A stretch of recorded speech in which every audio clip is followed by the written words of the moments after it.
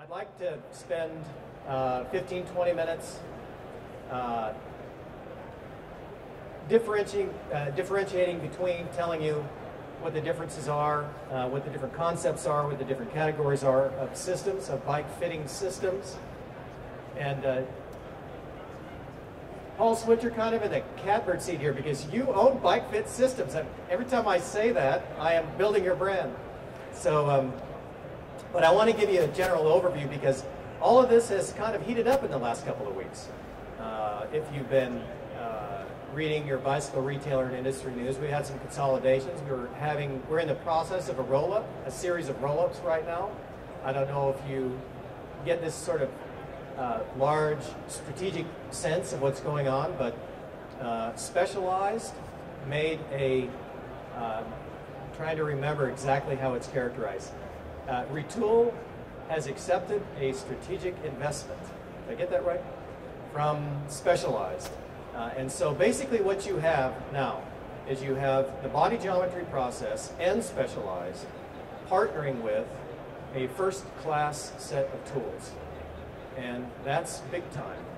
That's varsity stuff. That's important stuff because now you have fitters and a process and people who know what they're doing and people who have a lot of experience in this who finally, in my view, have a first-class set of tools in the tool chest. And that's a supercharging event. Now, right next to me over here is Dorel and Cycling Sports Group purchasing Guru's Fit Bike and all of their technology and its intellectual property and so forth, specific to bike fit. So again, you have a company with horsepower behind it purchasing a first-class tool set, and they've got something that's important and powerful. So you guys all might be wondering what in the wide world of the bike business is going on here, so I'll try to explain that to you. It used to be in the old days we had a set of what we in the business call static fit systems. And what we mean by static systems is you take overall height, inseam, crotch to notch, femur length, you sit in a chair, Bernardino style, you measure the femur, you measure the tibia, and so forth, and you generate a set of fit coordinates and subsequent bike geometries. We're past that now. Static systems are the prior generation.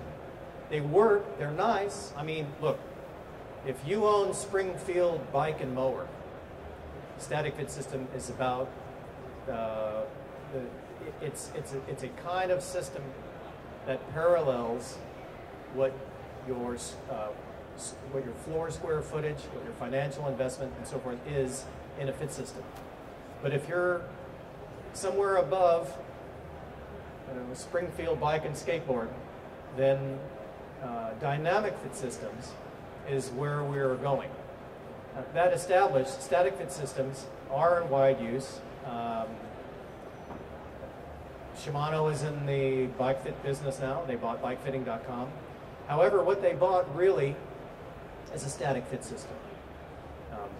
But if you were at Eurobike, they showed a very interesting machine. And it looks curiously like something in between this wonderful purely custom fit bike over here and the Guru fit bike over here. So Shimano's in the game. But see, they're kind of like, who was it, Bell Labs that invented the transistor back in the 1950s or 60s but didn't really know what to do with it, but other people did. Shimano has developed some wonderful bike tooling, but I'm not 100% sure that they all know exactly what they invented and what this could lead to in terms of monetizing it. But I have a sneaking suspicion, Shimano being Shimano, that a year from now, at this show, there's going to be something very robust and special in the category of bike fit that they unveil, if it's not before a year from now. And so now you're going to have three players, and they all have what I call process-driven transactions. And I think that's sort of the overarching theme with bike fit systems, is that if you have a store and someone comes in and they walk in the door and you now have this interested party. You have two ways to approach what you do with this person.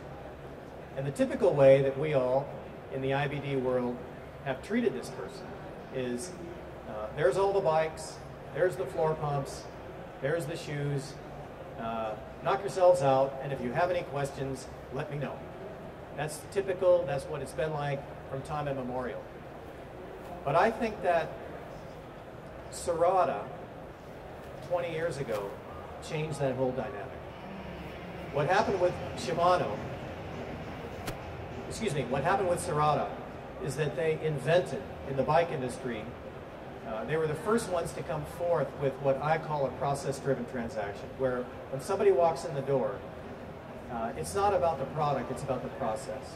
And the product is the output of the process. And so you walk in the door, you're exhorted to sit aboard a fit bike. Fit coordinates are generated, and they're generated in, again, what I call a dynamic process, and that is that the bike is determined underneath you on the basis of your pedaling motion and how you ride the bike. Now, to just digress just a little bit, the difference between static and dynamic processes, I think one way to look at this, an easy sort of test for this is if you consider saddle height. And a lot of us are hip to the Le Mans method, which is 0.883 of insync. Le Mans the person, Greg LeMond, is sort of a notorious heel dropper. But he's not emblematic of the only way to ride a bicycle. So the Le Mans method works nicely if you pedal a bike like Greg LeMond pedals a bike. But if you're Marco Pantani, if you're Jacques Anquetil, if you're a toe pointer, or if you're anything in between a heel dropper and a toe pointer, then your pedaling action informs your saddle height. So if there are two people who have exactly the same morphology, Greg LeMond and someone like Greg LeMond but not, and Greg pedals the way Greg pedals, and the other fellow pedals the way Marco Pantani pedaled, then you're going to have a very different knee angle at bottom dead center. And I think all of us can imagine why that would be. This is the fall down of static fit systems, is that it does not take into consideration how you ride a bike. It only takes into consideration your morphology. One could go further and say, well, I am a road racer. No, I am a crit rider. And I think that those of you who go back a long ways in the bike business like I do, remember touring, road, and crit bike geometries. Well, what's the difference between a road and a crit bike geometry? Well, the crit bike geometry is characterized by steeper angles and a lower front end. In the same way that, for example, if you consider Cycling Sports Group over here, a CAD 8, a CAD 10, a Super 6, a Synapse, and so forth, these bikes all have, these geometries all have variously taller head tubes versus the length of the bike. Those of you who are Trek dealers, H1, H2, H3 geometries variously have taller head tubes versus the length of the bike. And so it's not just morphologies that determine this. It's not just pedaling action that determines this. It's also riding style, or the kinds of places that you live, the kinds of races that you do. Are you more of a steeper low in front guy, or like me, are you sort of a shallower higher in front guy? So all of these kinds of things inform how you ride a bicycle, and two people, exactly the same morphologies, have all of these variables in place that cause us to need to choose one geometry over another. And the only way that you can really do that is if you subject a rider to a dynamic fit protocol where you're fitting him a board, a tool, which I'll just generically call a fit bike. And if those tools are specific to the way I think those tools ought to be built. Now I'm going to make my first offensive comment of the day. I intend to make 4 or 5 of these. But my first offensive comment is that I think that the bike tools today, in order for the fit protocols today that are in common usage, ought to be built on an XY coordinate system. There are 4 fit bikes, probably, if they're all here, that you'll find inside this hall that fit that general sort of motif. One of them is the Guru fit bike right here. Another one is the purely custom fit bike, which I think is right over here. Is that right? The third one is the retool fit bike that Specialized just brought in and adopted as part of its tool set. And the fourth one is a little surprisingly effective fit bike made by my old master builder at QR, a crotchety Serbian fellow by the name of Ves Mandaric. And if you go outside the hall to the Ride to Recovery booth, it's an advocacy booth out here right outside the hall, I believe you'll see his fit bike there. All four of these fit bikes adjust on an XY coordinate system. What's important about that is one element that attends the fit protocol and one element that attends the output that you get from the fit protocol. What I mean is this. Let's say that we have you aboard a fit bike and we've got your saddle height figured out and we've got your saddle set forward, set back figured out, and we've got your cockpit distance figured out, and we just want to find out if you like your handlebars here or if you like your handlebars a centimeter lower than here. What's elegant for me as a fitter is to be able to execute the difference without having that difference occur along the bias of a head angle.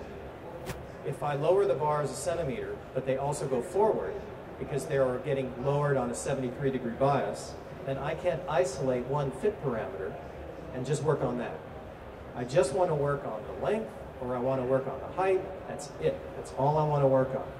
So, while bikes, and I might point out Calfee, Waterford, there's a variety of bikes that are great for generating an output that's very easily ported into a custom bike finished process. In other words, you finish with the bike, well, you just read the metrics off the bike, there's the custom geometries, and it works nicely if what you want to do is figure out what the geometries are of a custom bike you want to have built.